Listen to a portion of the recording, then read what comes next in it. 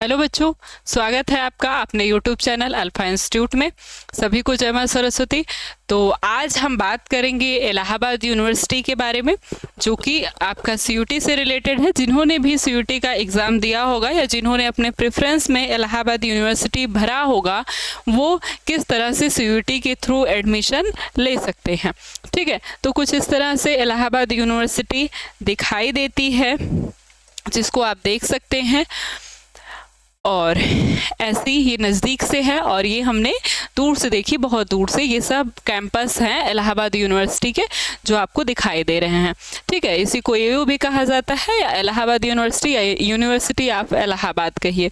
तो बात करें कि कब ये इस्टेब्लिश हुई थी, तो इसका इन्फॉर्मेशन हुआ था आपका 23 सितंबर 1887 ईस्वी को। ठीक है, 1887 ईस्वी में 23 सितंबर को हुआ था। ये कहाँ लोकेटेड है, तो ये प्रयागराज या आप इलाहाबाद कहिए, उत्तर प्रदेश के प्रयागराज में, या फिर इलाहाबाद कहिए जिसका नाम अब प्रयागराज हो गया है, वहाँ पर इसका लोकेशन है, वहाँ पर ये है। और ये 2005 में इसे सेंट्रल यूनिवर्सिटी घोषित किया गया है, सेंट्रल यूनिवर्सिटी बना दिया गया है।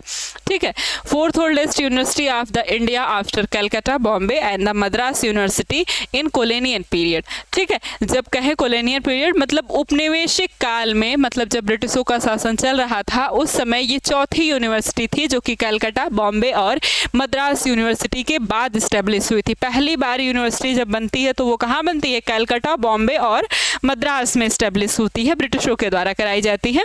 लेकिन चौथी यूनिवर्सिटी जो बनी थी ब्रिटिशर्स काल में, ये बनी थी इलाहाबाद यूनिवर्सिटी 23 सितंबर 1887 ईस्वी में, जिसमें जाने का बहुत बच्चों का सपना होता है, जिसमें पढ़ने का सपना होता है। अगर हम इसकी इंफ्रास्ट्रक्चर की बात कर लें, तो फीचर्स की बात कर ले इसमें, तो ये एक जो है कैंपस के अलावा ये दूसरी जगहों पर भी इसके कॉलेज है या इसकी फैकल्टी ये कह ले, तो इसमें आपकी फैकल्टी ऑफ आर्ट है, फैकल्टी ऑफ साइंस है, कॉमर्स है और लॉ का है। ठीक है, तो आप देखें तो ये अलग अलग इसके लोकेशंस हैं। जो आप देखिए फैकल्टी ऑफ आर्ट्स का ओल्ड कटरा में है और साइंस का ये है आपका कोनेलगंज में, और इधर ये दोनों हैं कॉमर्स और लॉ वाले बैंक रोड के पास। ठीक है, अगर इसमें अवेलेबल कोर्सेज की बात करें, कौन कौन से कोर्सेज आपको कराए जा सकते हैं, तो एक तो फैकल्टी ऑफ आर्ट्स है, जिसके थ्रू आपको ये सारे लैंग्वेज या ये सारे सब्जेक्ट दिए जाते हैं। एंशिएंट है, एंशिएंट हिस्ट्री, एंथ्रोपोलॉजी, अरेबिक, ये सब चीज़ें हैं, हिस्ट्री, ज्योग्राफी, ये सब आर्ट्स के सब्जेक्ट्स हैं। और दूसरी है faculty of science. Faculty of science में आप बॉटनी से कर सकते हैं बीएससी, केमिस्ट्री से कर सकते हैं, डिफेंस एंड स्टैटिक स्टडीज से कर सकते हैं, अर्थ एंड प्लानिटरी साइंस से कर सकते हैं। ठीक है, अर्थ और प्लानिटरी साइंस से, मतलब कि जो पेड़ पौधों के बारे में आपको इसमें पढ़ेंगे आप, ये बायोटेक्नोलॉजी या बायोकेमिस्ट्री इसको कहा जाता है। ठीक है, मैथमेटिक्स हो गया आपका, स्टैटिक्स हो गया, जियोलॉजी हो गया, और ये बायोकेमिस्ट्री और फिजिक्स और है इलेक्ट्रॉनिक्स एंड कम्युनिकेशन। ये सारे फैकल्टी ऑफ साइंस में ये सारे सब्जेक्ट से आपको बीएससी करने के लिए मिल सकता है, आप अप्लाई कर सकते हैं अगर आप इन सब के लिए एलिजिबल होंगे, आपने पेपर दिया होगा तो। ठीक है, तो आपने अगर साइंस के थ्रू आप होंगे तो इन सारी चीज़ों में आप अप्लाई कर सकते हैं, या इसमें से कोई एक में आपको करना है तो आप उसमें भी कर सकते हैं। ठीक है, बॉटनी हो गया, मैथमेटिक्स, केमिस्ट्री, स्टैटिक्स, जियोलॉजी हो गया, बायोकेमिस्ट्री भी में बहुत अच्छा स्ट्रीम है, फिजिक्स है आपका, और बाकी सारी चीज़ें हैं। ठीक है, कॉमर्स में तो जिसने भी कॉमर्स से रहा होगा, जो वो कॉमर्स में कॉमर्स और इकोनॉमिक्स से कर सकता है, अपना ग्रेजुएशन कर सकता है। लॉ है, इसमें बीए एलएलबी के कोर्स होते हैं लॉ में, ग्रेजुएशन लेवल पर। ठीक है, एफिलिएटेड कॉलेज की बात करें कि कितने एफिलिएटेड कॉलेज हैं यहाँ पर आपके इसमें एयू यूनिवर्सिटी में या फिर एयू में है, तो बहुत सारे एफिलिएटेड कॉलेज हैं जो कि यहाँ से बाहर भी लोकेटेड हैं। जैसे इलाहाबाद डिग्री कॉलेज, ये तो 1956 में एस्टेब्लिश हुआ था। इसमें आपको यहाँ पर सारे कोर्सेज मिल जाएंगे, बीए, बीएससी, बीकॉम के। ठीक है, ये को एजुकेशनल है, मतलब इसमें लड़के और लड़कियाँ दोनों ही पढ़ते हैं। बाकी ये सारे कॉलेज हैं आपका इविंग क्रिश्चियन कॉलेज है 1951 में, श्यामा प्रसाद मुखर्जी डिग्री कॉलेज है आपका, ईश्वर शरण डिग्री कॉलेज है आपका, राष्ट्रीय टंडन महिला विद्यालय है, तो ये सिर्फ गर्ल्स के लिए हो गया।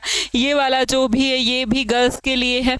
तो जो भी को एजुकेशनल है, कोएट है, वो लड़के और लड़कियों दोनों के लिए है। और बाकी ये सब आप देखिए तो गर्ल्स के लिए ज़्यादा है। कोएशनल में हो जाता है, उसमें लड़के और लड़कियाँ, को एजुकेशनल में कोएट में लड़के और लड़कियाँ दोनों ही फाइट करते हैं साथ में। लेकिन जो लड़कियों के लिए सिर्फ है या सिर्फ लड़कों के लिए है, वैसे लड़कों के लिए है नहीं।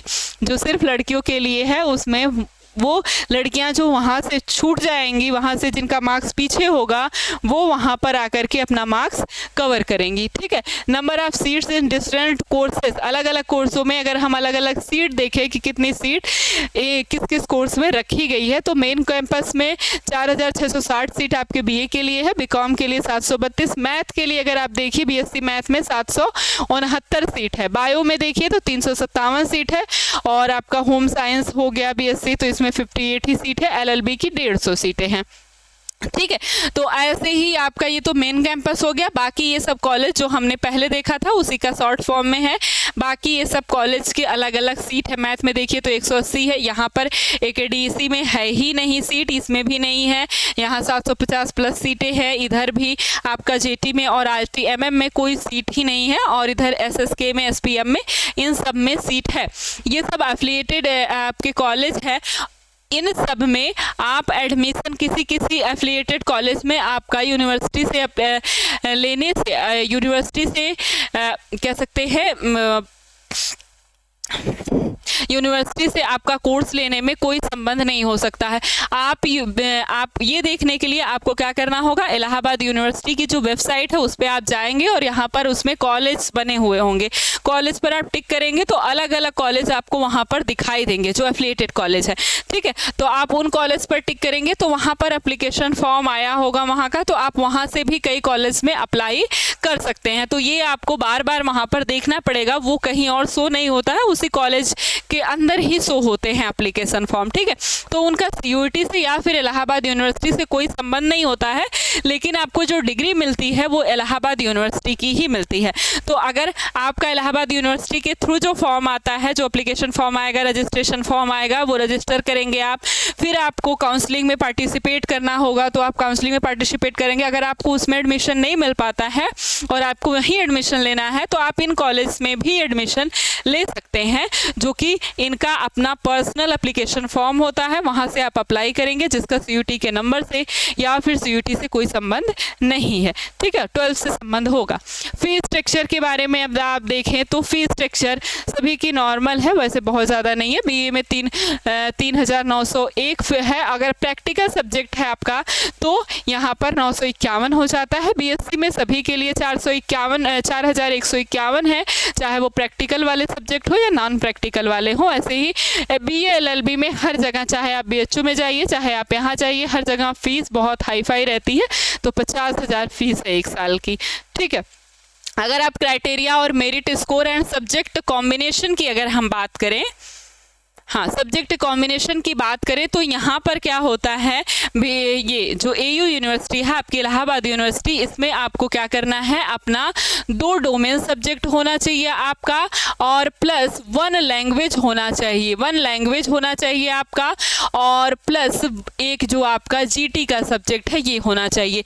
अब ये जो डोमेन सब्जेक्ट है 2 या 4 होने चाहिए। तो 2 जो बीए वाले बच्चे हैं वो 2 अपने हिस्ट्री, ज्योग्राफी ऐसे वाले सब्जेक्ट रखेंगे, और जो बीएससी वाले बच्चे हैं उनका सब्जेक्ट जिसको मैथ से लेना है तो उसका एक मैथ होगा, या तो रुके 2 डोमेन। ठीक है। उसका क्या होगा, मैथ होगा,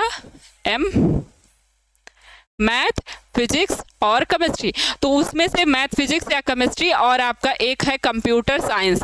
ठीक है। तो इन चारों में से उसे 2 लेना होगा, मैथ या फिजिक्स होगा उसका, मैथ या केमिस्ट्री होगा, मैथ कंप्यूटर साइंस होगा, और प्लस उसका ये दोनों सब्जेक्ट सभी में रहेंगे। और जिसको बायो से पढ़ना है, बायो वाले बच्चे क्या करेंगे, बायो वाले के साथ क्या हो जाएगा, उसका एक तो बायो ही होगा और प्लस दूसरा क्या हो सकता है, दूसरा फिजिक्स हो सकता है या फिर वो केमिस्ट्री हो सकता है। ठीक है, दूसरा वो किसी एक सब्जेक्ट को ले सकता है। तो इसमें 2 सब्जेक्ट आपके पास होने चाहिए, मतलब 2 सब्जेक्ट पे आपका स्कोर बनेगा, 2 ये सब्जेक्ट और 2 ये सब्जेक्ट, तो 2 2 4 6 और इसका 250 नंबर मिल जाएगा। तो 850 नंबर हो गए आपके पास इसमें जाने के लिए। 850 नंबर से आपका स्कोर बनेगा। अगर आप इसमें से कोई भी सब्जेक्ट ऐसा है जो आप नहीं ले रहे हैं अपने एलिजिबिलिटी के हिसाब से, तो आपको इसमें सिलेक्शन या इसमें आप अप्लाई ही नहीं कर पाते हैं, सिलेक्शन की बात ही अलग हो जाती है। ठीक है, हॉस्टल फैसिलिटी देखिए, रैंकिंग और 15 के, ठीक है, हॉस्टल फैसिलिटी अगर हम देखें बात करें तो ये ओनली फॉर मेन कैंपस के लिए है। एफिलिएटेड कॉलेज के लिए हॉस्टल की कोई फैसिलिटी नहीं है, आपको उसके लिए अपनी व्यवस्था करनी होगी। तो इसमें कई बॉयज़ हॉस्टल्स हैं, देखिए अमरनाथ झा हॉस्टल है, डायमंड जुबली हॉस्टल है और गंगानाथ झा हॉस्टल है आपका, पीसी बनर्जी हॉस्टल है, सरसुंदर लाल हॉस्टल है आपका, टीसी हॉस्टल है। और ऐसे ही लड़कियों के लिए भी हॉस्टल है, Gargi women hostel, hall of residence girls hostel, Mahadevi गरमा हॉस्टल्स और शताब्दी गर्ल्स हॉस्टल है, कल्पना चावला गर्ल्स हॉस्टल है। ठीक है, सरोजनी नायडू गर्ल्स हॉस्टल है। ये सभी गर्ल्स हॉस्टल लड़कियों के लिए हैं। ठीक है, तो सभी की बहुत ज़्यादा 4-5 हज़ार फीस है साल भर की गर्ल्स हॉस्टल्स में रहने के लिए, और उसके बाद खाने की अलग से फीस लगती है। ठीक है, तो ये सब हॉस्टल फैसिलिटी, तो वही हो गया हॉस्टल फैसिलिटी। हाँ, हॉस्टल फैसिलिटी ये क्या है, डॉक्टर भीमराव अंबेडकर हॉस्टल, जो कि 75% सीट रिजर्व है इसमें एससी और एसटी कैंडिडेट के लिए। ये एक अलग हॉस्टल है। ठीक है, इसका नाम है डॉक्टर भीमराव अंबेडकर हॉस्टल। ठीक है, और 25% सीट जो है वो अदर कास्ट के लोगों के लिए मिल जाएगी, हो जाएगी 10th और 12th और CUT मेरिट के हिसाब से। तो ये किस मेरिट पे, 10th 12th और प्लस CUT की जो आपकी मेरिट आई होगी। अब एससी के बहुत सारे बच्चे होंगे, फिर उनमें प्रेफरेंस किसको देंगे, जिसकी मेरिट अधिक होगी। ठीक है, जिसकी अधिक मेरिट होगी उसको पहले मिलेगा, उसके बाद जिसकी कम मेरिट होगी उसके बाद आएगा। ऐसे जैसे CUT में आपको एडमिशन मिलता है वैसे ही इस हॉस्टल में भी मिलेगा। Operated by the ministry of SC/ST department, Uttar Pradesh के द्वारा ये ऑपरेट की जाती है और इसका लोकेशन है चांदपुर सलोरी प्रयागराज में। ठीक है, तो ये एक ऐसा हॉस्टल है जो कि SC और ST के लिए अलग से बनाया गया है, जिसमें 75% सीट SC और ST कैंडिडेट के लिए रिजर्व कर दी जाती है, जो कि 10th और 12th और CUT मेरिट के आधार पर आपको मिलेगी। तो ये सिर्फ SC और ST कैंडिडेट के लिए है। तो सब अपना ठीक है। तो काउंसलिंग और एडमिशन प्रोसेस में हम देखें तो जो डॉक्यूमेंट रिक्वायर्ड होते हैं, डॉक्यूमेंट की जो ज़रूरत होती है, ये डॉक्यूमेंट की ज़रूरत हर जगह होती है। 10th और 12th की आपको सर्टिफिकेट और मार्कशीट चाहिए। कई कॉलेज जो हैं, स्कूल जो हैं, वो मार्कशीट और सर्टिफिकेट अलग मिलते हैं। कई जगह पे कहीं एक ही होता है, वहाँ पर लिखा रहता है ये मार्कशीट और सर्टिफिकेट दोनों है। तो आप दोनों में ही एक ही चीज़ एक ही चीज़ डालेंगे, मतलब काउंसलिंग में एक ही चीज़ का फोटो डालेंगे, PDF डालेंगे। और फिर अगर आप किसी कास्ट से बिलोंग करते हैं, EWS से, OBC, SC या ST से, तो आपको अपना कास्ट सर्टिफिकेट बना देना है। EWS अगर किसी ने नहीं बनवाया है 1 अप्रैल 2024 के बाद, तो वो बनवा लेगा, क्योंकि 1 अप्रैल 2024 से ही मान्य किया जाएगा। उसके बाद TC या माइग्रेशन आपको उसी स्कूल से मिलेगा। ट्रांसफ़र सर्टिफिकेट आपका, आधार कार्ड आपके पास होगा। अगर आपने गैप लिया है 12 के बाद, अगर आप 12 अभी तुरंत पास आउट नहीं हुए हैं, आपका 1 साल का गैप है, तो ये गैप ईयर अंडरटेकिंग बनता है। ये सभी के लिए, किसी भी आप कॉलेज में या किसी भी यूनिवर्सिटी में आप एडमिशन लेने जाते हैं, आपका गैप है तो ये आपको बनवाना पड़ता है स्टाम्प पेपर पर, नोटरी पर स्टाम्प लगवाना पड़ता है। ठीक है, और एंटी रैगिंग फॉर्म जो कि कॉलेज ही देता है, जिस भी यूनिवर्सिटी में आप जाएंगे वो यूनिवर्सिटी ही देती है। ABC ID होती है आपकी, वो ID आपको जनरेट करना पड़ता है। आप गूगल से जाकर उसको जनरेट कर सकते हैं, बना सकते हैं ID, जैसे नॉर्मल ID आप सब कुछ बनाते हैं। ठीक है, फिर आधार से भी हो जाता है। एक्सपेक्टेड कट ऑफ अगर हम देखें यहाँ की, तो आप देखिए BSc मैथ्स के लिए कौन कौन सी कितनी सीट होगी। अनरिजर्व में आपको 450 जो कि अनरिजर्व्ड है। ठीक है, जो कि जनरल लोग हैं, अनारक्षित लोग, तो ये 450 प्लस अगर आप इनके नंबर रहते हैं कितने में से, 850 में से, ये बता रही हूँ मैं। ठीक है, 850 में से रहते हैं तो उनको श्योर है कि मिल जाएगा। ऐसे ही ओबीसी का अब धीरे धीरे कम होता जाएगा।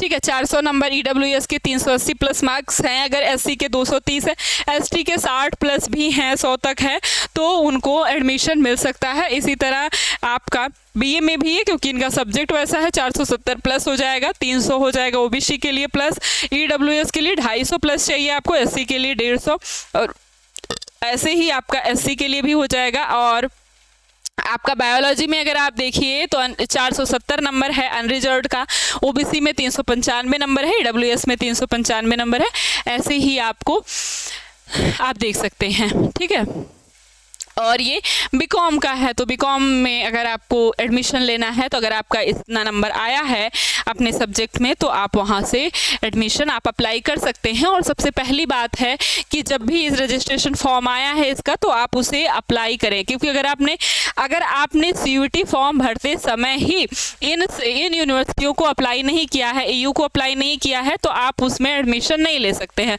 आपने जिस भी यूनिवर्सिटी को वहाँ पे अप्लाई किया है तो आप एडमिशन ले सकते हैं। फिर आपको क्या करना है कि जिस भी यूनिवर्सिटी को आपने वहाँ पर अप्लाई किया है उसका अलग से रजिस्ट्रेशन फॉर्म निकलता है, तो आपको वो रजिस्ट्रेशन फॉर्म फिल करना है। अगर आपने वो रजिस्ट्रेशन फॉर्म भी फिल करना छोड़ दिया तो कोई फ़ायदा नहीं है, अगर उसकी डेट जो है चली गई तो आप उसमें एडमिशन नहीं ले पाएंगे। इसलिए आपको देखते रहना है, जो भी यूनिवर्सिटी का एडमिशन का रजिस्ट्रेशन फॉर्म आता है और वो आपसे पूछता है कि आपने मतलब भरा है, नहीं भरा है, क्या भरा है, तो आप उसमें डालेंगे कि हाँ मैंने भरा है, ये मेरा ये सब्जेक्ट है, मुझे ये स्ट्रीम में लेना है, जैसे बीएससी में लेना है आपको, या फिर किसी और स्ट्रीम में भी अगर बीएससी में नहीं मिला तो आपको कुछ और भी ले सकते हैं आप, तो उसके हिसाब से आप वहाँ पर भर सकते हैं, अप्लाई कर सकते हैं। फिर काउंसलिंग की डेट आएगी, वो भी एज ए टिल डेट के पहले ही आपको क्या करना है, काउंसलिंग में इनरोल होना है अपने आप को। फिर आपको बताया जाएगा कि आपने काउंसलिंग में अगर आप सेलेक्ट हुए हैं तो ठीक है, नहीं सेलेक्ट हुए हैं तो दूसरा मौका भी दिया जाता है, पहली काउंसलिंग नहीं होती है सिर्फ। ठीक है, उसके बाद दूसरी तीसरी राउंड की काउंसलिंग्स कराई जाती हैं। ठीक है, तो ये था हमारा इलाहाबाद यूनिवर्सिटी के बारे में हमने आपको बताया है। फिर हम मिलेंगे अपनी अगली यूनिवर्सिटी के साथ, तब तक के लिए आप सभी को थैंक यू सो मच। चलिए।